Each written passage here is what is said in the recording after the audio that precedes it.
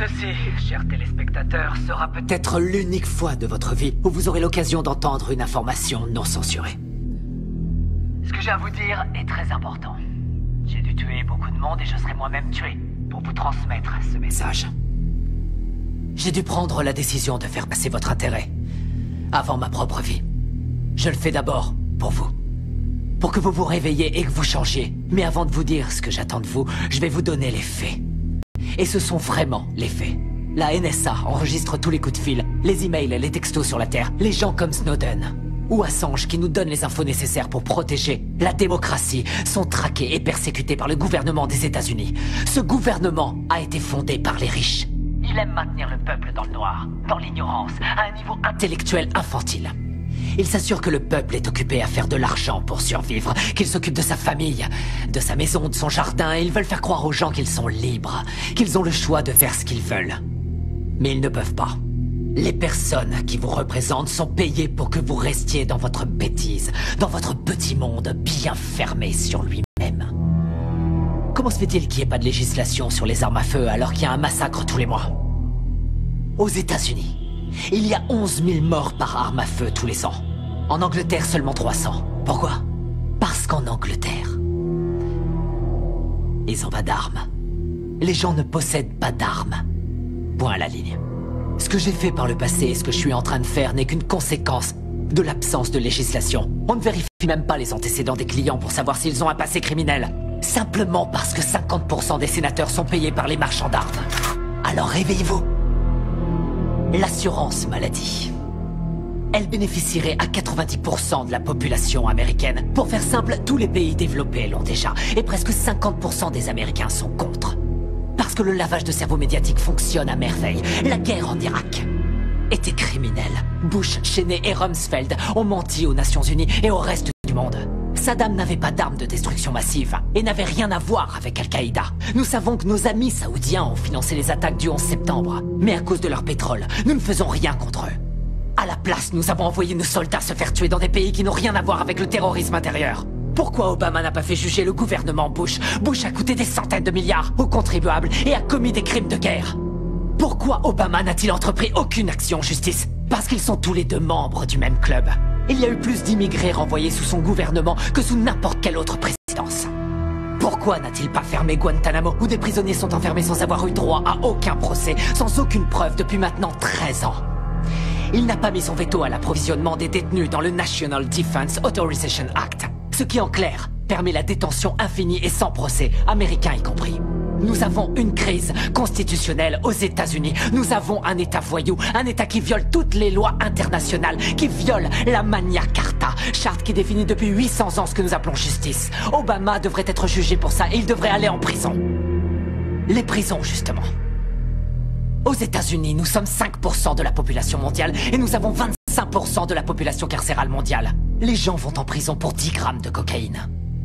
La moitié des prisonniers est enfermée pour détention de drogue et la très grande majorité est noire. Pourquoi cette situation absurde reste inchangée? Je vais vous le dire. Parce que Washington reçoit de l'argent du lobby des prisons pour que ça bouge pas. Pourquoi les pop stars, les célébrités, les courtiers, tous les gens pleins de fric qui se gavent de coke et d'exta à longueur de journée vont jamais en prison? Parce que quand vous êtes plein aux as, vous êtes au-dessus des lois. Regardez Lincoln, le film de Spielberg, et vous croirez que la guerre civile a eu lieu pour libérer les esclaves. Comme quoi le milliardaire Spielberg vous rend encore plus bête. Et ils feront en sorte de projeter le film dans les écoles, de le diffuser à la télé en boucle pour toujours. Mais la vérité, c'est que toutes les guerres ont eu lieu pour le fric et que le petit peuple doit crever parce que les élites en ont décidé ainsi. Vous regardez la télé-réalité tous les jours pour tuer le temps et vous croyez que vous êtes à la page parce que vous regardez Anderson Cooper et d'autres coquilles vides sans la moindre opinion. L'apparence est sans importance, les marques sont sans importance, les drogues sont sans importance. Tout a été créé pour vous rendre idiot. La presse libre, la télé, les films hollywoodiens, l'école, l'université, la religion, tout ça c'est l'opium du peuple, comme dirait Karl Marx. Je vais vous ouvrir les yeux. Vous réveiller, vous changer. Je suis sûr que jusqu'à un certain point t'aurais voulu être un chantre de la vérité. Pas vrai? Avant que tu sois intéressé par le fric, par la télévision, je suis sûr que t'aurais voulu être un vrai journaliste. Je suis un vrai journaliste. Mais je crois aussi en l'ordre public et je crois en la Constitution. Ah, la Constitution est un mécanisme de contrôle pour les riches. L'ordre, c'est eux. Ils ont fait la Constitution pour protéger l'argent et les terres qu'ils ont volées. Les riches n'ont pas à craindre les lois et c'est partout dans le monde. Regarde les oligarques russes et les propriétaires allemands de l'industrie automobile, des chemins de fer, de l'industrie pharmaceutique. Ils ont tous utilisé le travail des esclaves sous Hitler. Pas vrai? Et les propriétaires de ces entreprises sont toujours les mêmes.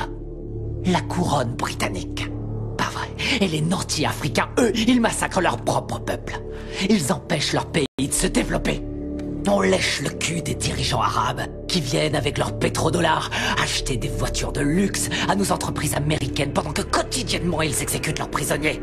Ils accordent aucun droit aux femmes, ils tuent les gays. Seulement ça, on s'en fout royalement parce qu'ils ont le pognon.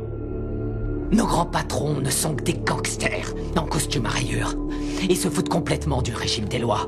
Ils ont mis en place le plus sophistiqué des systèmes de sécurité intérieure de l'histoire de l'humanité. Ils ont violé les plus basiques de nos droits constitutionnels et nos libertés civiles. Ils ont détourné les ministères du gouvernement en filiales de leurs propres entreprises. Ils se sont emparés du système de contrôle de l'information pour saturer les ondes de mensonges dont tu es un bon contributeur, Chip. Tu n'es pas différent des autres journalistes. Tous les présentateurs de journaux sont dans la poche de quelqu'un. J'ai pas raison. C'est quoi le programme ici? Vous voyez que tuer des innocents est une solution. Je crois, oui. Franchement, est-ce que c'est pas la solution que l'Amérique utilise aux quatre coins du monde? Avec leurs drones. Qu'est-ce qu'ils envoient, les drones?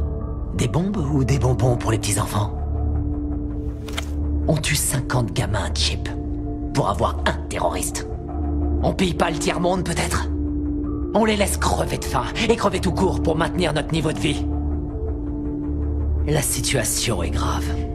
Les discours pacifiques ne suffisent pas, on connaît les crimes, le réchauffement climatique est une réalité. On sait que les lobbyistes ont acheté Washington, on a vu l'effondrement de la bulle financière, mais on continue à imprimer de la monnaie. Pour retarder l'inéluctable, dans 50 ans ou même avant, tout sera terminé. Nous sommes de plus en plus nombreux sur la planète et il y a de moins en moins de nourriture, d'eau et de pétrole.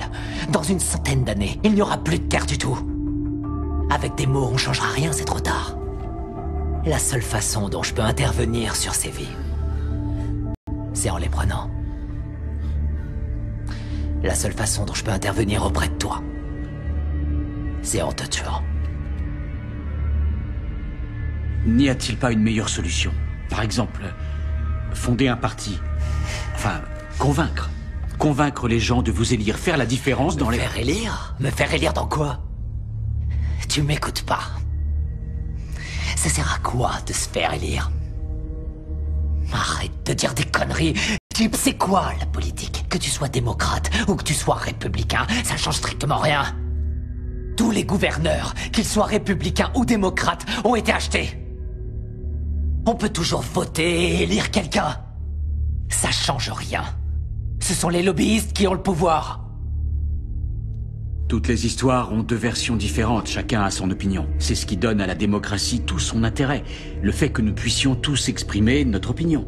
Ouais. Aussi longtemps que l'expression de ces opinions ne change rien. Julian Assange, Hammond, Snowden, ce sont les prophètes de notre époque, les voix qui crient dans le silence du désert. Et ce sont ceux-là que l'État s'acharne à martyriser. Notre démocratie est morte. On nous interdit de dire ce que nous pensons. À elle seule, cette interview devrait suffire à m'envoyer en prison sans jugement. Pour toujours, on va m'envoyer à Guantanamo. Ça sert plus à rien de s'exprimer. Et vous ne pensez pas pouvoir changer cet état de fait? Je peux pas. Je crois que c'est le seul moyen de faire avancer les choses. Ce que j'attends de vous, c'est que vous changiez le monde. Et ça se fera pas tout seul, ça se fera pas pacifiquement.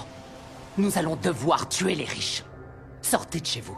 Prenez vos armes, allez faire sauter Washington, partez à la chasse aux milliardaires, aux patrons de banques, aux ordures, aux PDG, aux menteurs, aux gouverneurs, aux lobbyistes, aux sénateurs.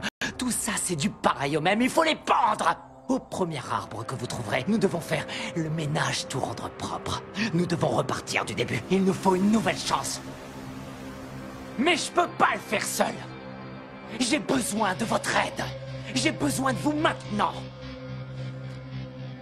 Je vous remercie par avance pour votre aide.